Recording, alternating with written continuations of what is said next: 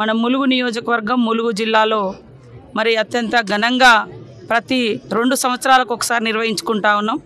ఈసారి కూడా నూతన ప్రభుత్వం ముఖ్యమంత్రి గారు శ్రీ రేవంత్ రెడ్డి గారి యొక్క ఆధ్వర్యంలో వారి యొక్క మరి సహకారంతో అదేవిధంగా డిప్యూటీ సీఎం గారు ఫైనాన్స్ మినిస్టర్ గారు శ్రీ బట్టి విక్రమార్క గారి యొక్క సహకారంతో ఈసారి మరి ఇప్పటికి ఒక 75 కోట్ల రూపాయలను జాతర ఏర్పాట్లకు అదేవిధంగా భక్తుల సౌకర్యార్థము ఇవ్వడం జరిగింది.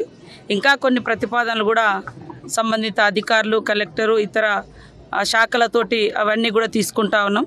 భక్తులకు ఎక్కడ కూడా ఎలాంటి ఇబ్బందులు లేకుండా అందరం అధికారులు ప్రజాప్రతినిధులు ఒక టీమ్గా మరి పూజారులు పూజా విధానానికి ఎక్కడ విఘాతం కలిగించకుండా ఆదివాసీ సాంప్రదాయాలకు ఎక్కడ ఆటంకం జరగకుండా అత్యంత వైభవంగా నిర్వహించాలని మేమందరం కూడా భావిస్తాం. బయట నుంచి వచ్చేటువంటి భక్తులు కూడా ఎవరికి వారు క్రమశిక్షణగా వ్యవహరిస్తే ఈ ప్రాంతం అంతా కూడా మరి పరిశుభ్రతతో ఉంటుంది. మరి పోస్టర్స్ కూడా రిలీజ్ చేయబోతున్నాం.